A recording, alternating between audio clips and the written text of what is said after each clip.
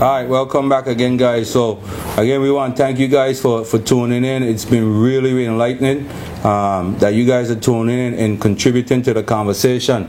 But like I said in the beginning, one of the things I want to focus and make sure that you leave this show with is that there's a grassroots organization, Farmers on the Move. We want to emphasize that more and more and more. We got young people off the street out there farming. A lot of young men that people are already written off in our society, say they don't want to do nothing, they don't want to work, and they out there doing this. And here it is a program that hopefully will move more people into the program.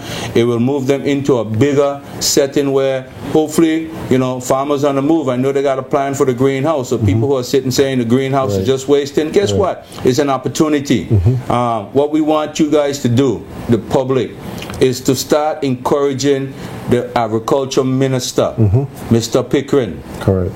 Encourage him to get behind this grassroots program, get behind these youths, push the idea, give the farmers one of them greenhouse, and let them start branching off. These guys' idea is to start looking at the market, what's driving the market, look at crops that they can supply in a quicker fashion and start supplying the market. The greenhouse is a big help. They've already gotten pieces of land and they want more. They need more. They also need your financial support. And that's what we're talking about tonight, folks. We're talking about agriculture, we're talking about food security, we're talking about health, and we're talking about Farmers on the Move. It's a really good organization. You see these guys, and sometimes you take them for granted. And the caller said, we don't want no talk, we want action. Well, guess what? Farmers on the Move is about action. It's an action program. And one of the things, this is going to be controversial. I got to do it at least once a night. We don't have no people who are progressive in farming. Get rid of them. If they don't understand agriculture and food security and safety, get rid of them. Put people in there who are about producing and producing things that we can use. So that's really what it's about. Before we get to your Kai real quick, I just want to read this text because it's important. We try to get as many different ideas and opinions in. And this one said the ladies that do home care needs to be better treated. So somebody's appealing to you folks who get home care and don't treat the home care assistants properly. Please take care of the folks who are taking care of your folks, because without them there's no home care. So somebody's appealing to that. Koi, again, I just did your job. Finish it up for me. Yeah, that's a little bit more involved though. The ladies that do home care, right, it's a government-run program. And if they're saying that they're not being treated well, probably they need to look at it. Some of them only work 3 days, some of them work 4 days. More time?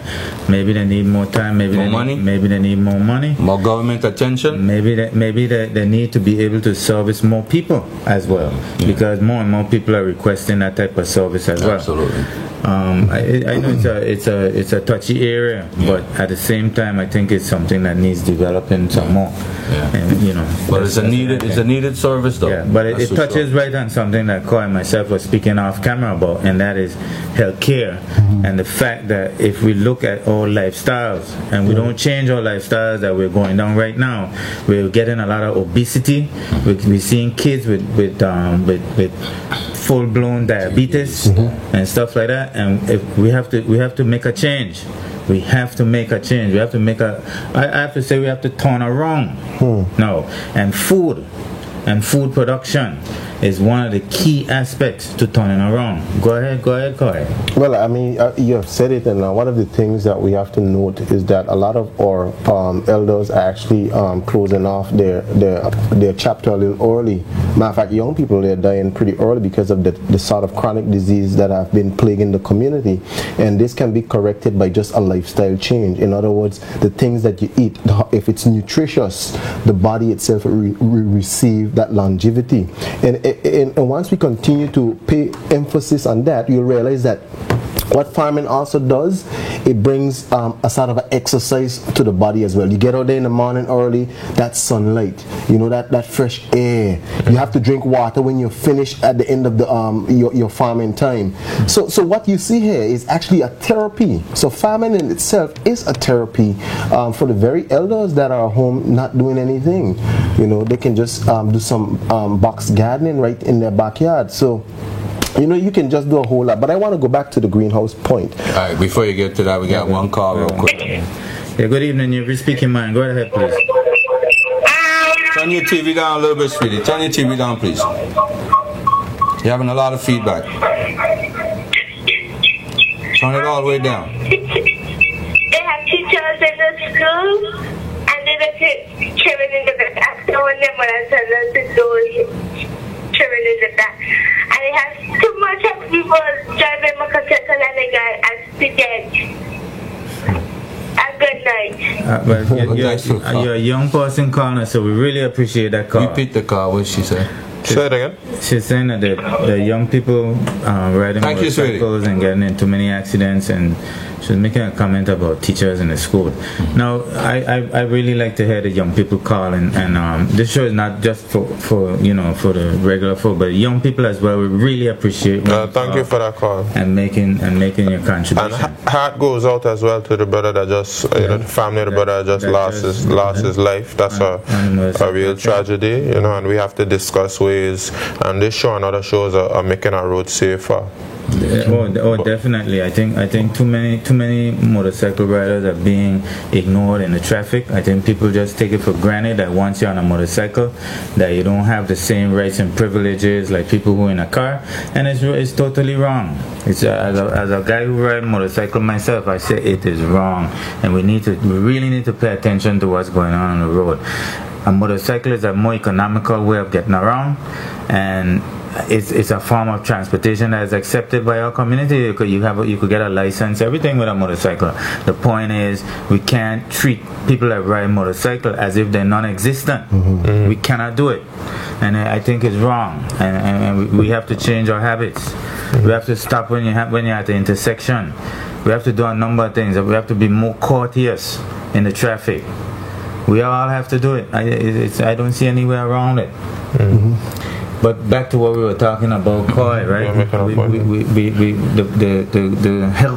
The health concerns and the food and how it tied together, and all these health problems that we're seeing. We're seeing a multitude of health problems on the horizon. Well, let me say something on the health since you stick on that, because I know Koi has something to say about the greenhouse. Mm-hmm. But a lot of the food that's imported has a lot of hormones in it. Mm-hmm. And the hormones are contributing to all types of problems that community are experiencing. Like you have little young boys, for instance, who are developing breasts because they're being exposed to too much hormones and things like chicken and so on and so forth. And then in terms of the crop production, you have genetically modified GMOs, genetically modified food. Okay, they actually take cells from insects and things like that, and they develop in foods that maybe have a certain resistance to certain pests. And you know, farmers on the move doesn't encourage that type of thing, genetically modifying the food. You have other ways of dealing with the pest problem. And one of the things I would encourage you as a group to do is to source good seeds and purchase seeds on the market. And that is a challenge. I've been doing a little bit of research on it myself for a while, and I know that if you start looking at purchasing your own seeds, you stand a chance of even patenting your own seeds. Well, I'm glad that you touched on that before we go to the greenhouse. Actually, when we acquired the land Friday, or when we acquired the land Thursday, we actually made a gesture that this plot is only the size of our nursery, because our nursery that we have in mind has to incorporate seed harvesting, where the focus of a particular species will be only getting those seeds from here, because it will already be adapted to the climatic condition, the tolerance of pests. All these things would be beneficial for us, rather than purchasing hybrid seeds, which we would only give you 1 or 2 crops. Yes, good evening. You've reached Speak Your Mind. Go right ahead, please. Yes, Yes, I hear it. Speaking about the season, I like to let people know out there that when you have tomatoes and things, you don't eat those seeds, but you use those seeds and replant them. You know, because certain seeds have bitter things. The reason why they're bitter is they're not made to eat, they're made to plant. Okay. Okay, have a good night. All right, thank you. Thank you for the input. Yes. Corey, we got 5 minutes left. We're going to wrap up, but we want to hear what plan you have for the greenhouse. Oh, quick for the greenhouse. Okay, well, actually, during our discussion around the table with the ministry, the PS made a gesture that based on our success of this model, they would afford us one of the greenhouses, and we welcome the idea. Nice. Because what happened is we have a great concept as to how to really establish the greenhouse, and we also highlighted to him that this particular model that we have here, the quarter-acre lot, in a month's time it will be saturated, so we'll seek for that greenhouse that he made a gesture about, and before the end of the year we will have that greenhouse full production with some conditions attached. In other words, they'll have to ensure that certain resources are given to us so that we can ensure that the greenhouse is efficient in terms of production. And one of those being water.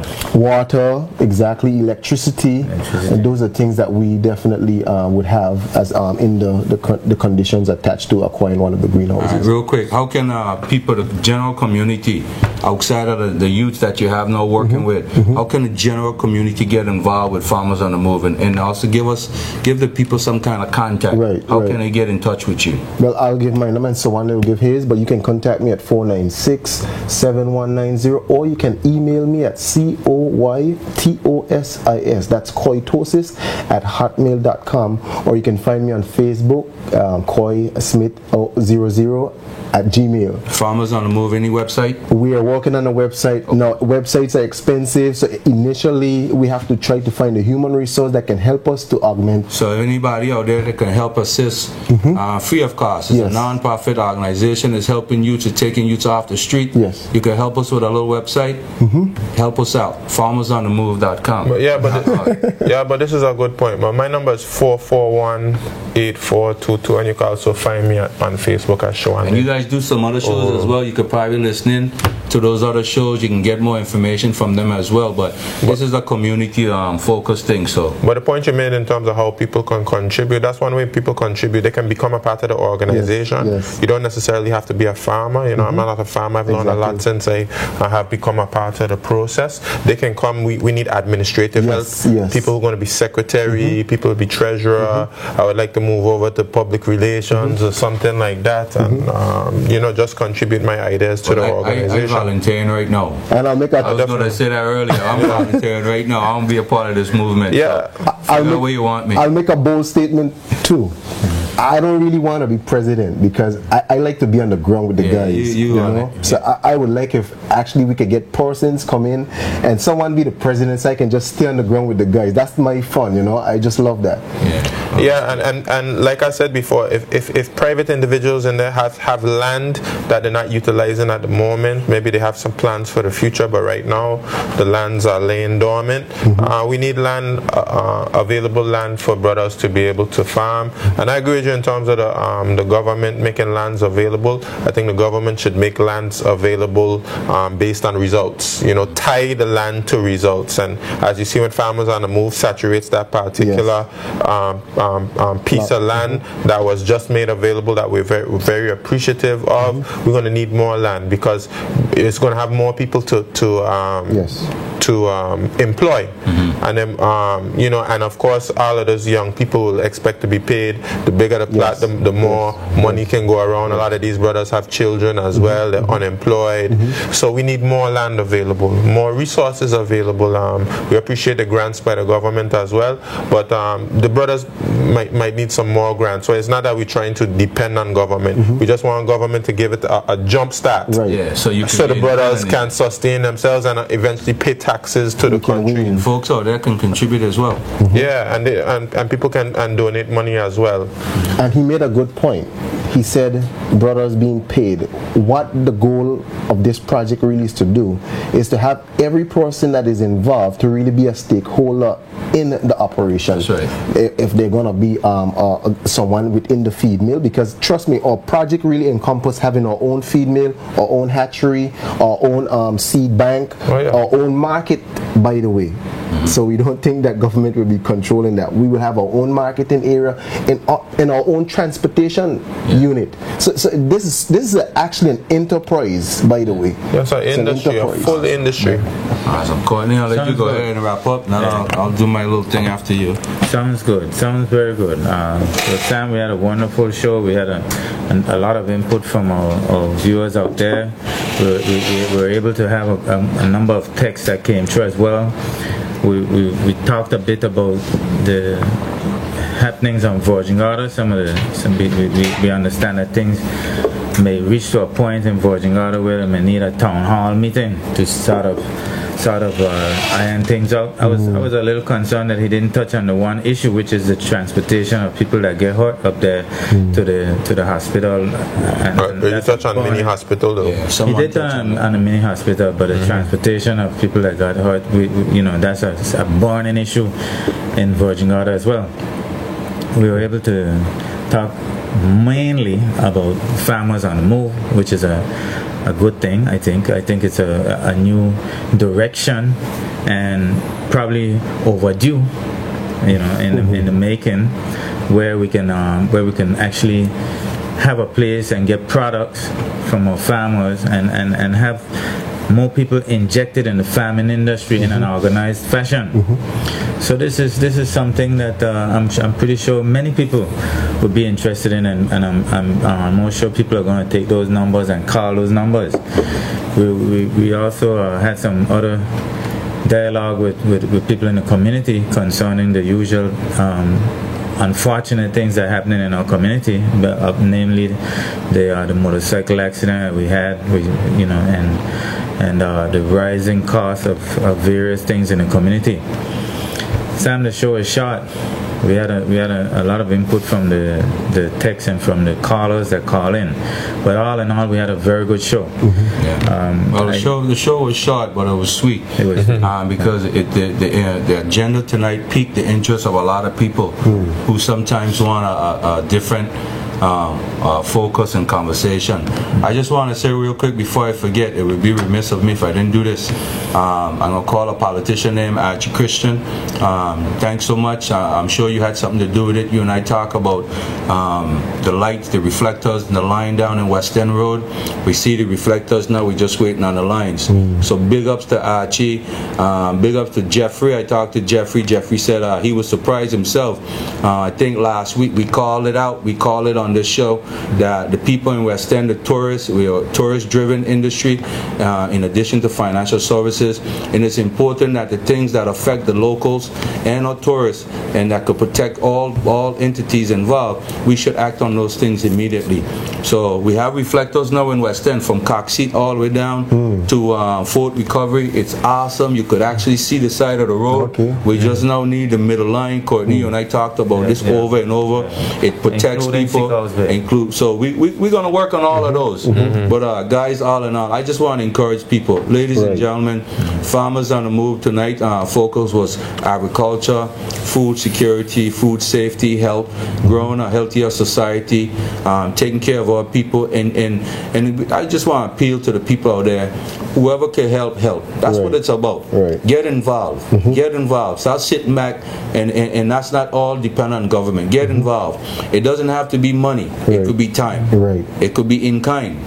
If you know how to build a website, contribute a few pages to get the word out there. There's a lot of educational aspect to what these guys are doing.